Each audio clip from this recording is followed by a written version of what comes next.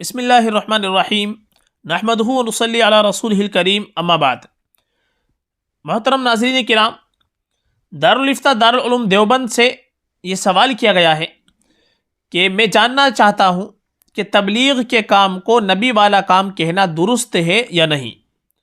دوسرا سوال اس میں کیا ہے، اور عالم کو اس زمانے میں تبلیغ میں جانے کی کوئی رکاوٹ ہے یا نہیں، اگر ہو تو بتائیں۔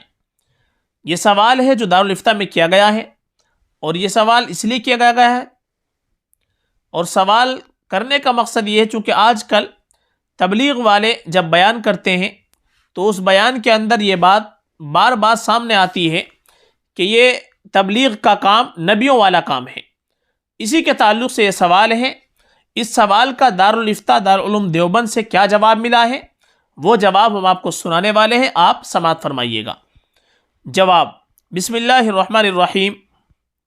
تشبیہ دینے میں ادنا سی مناسبت کافی ہوتی ہے۔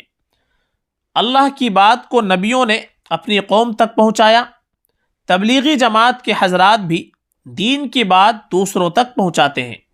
اس مناسبت سے نبیوں کا کام کہنا درست ہے، یعنی تبلیغ کے کام کو نبیوں والا کام کہنا یہ درست ہے، کہہ سکتے ہیں، چونکہ اس کے اندر تشبیہ پائی جا رہی ہے کہ جس طریقے سے نبیوں نے اللہ کی بات کو اپنی قوم تک پہنچایا، اسی طریقے سے جو تبلیغی حضرات کام کرتے ہیں وہ بھی اللہ کی بات کو لوگوں تک پہنچاتے ہیں۔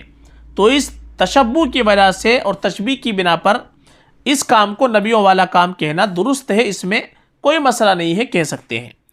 دوسرے سوال کا جواب یہ ہے، اگر عالم اپنے علمی مشغلے میں لگا ہوا ہے تو اسے چھوڑ کر تبلیغ میں نہ جائے، کیونکہ اس کا علمی مشغلہ جماعت میں نکلنے سے کہیں زیادہ اہم ہے۔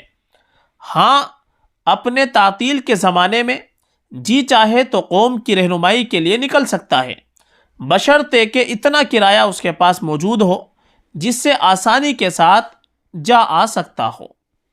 واللہ تعالی عالم۔ دارالفتہ دارالعلوم دیوبند۔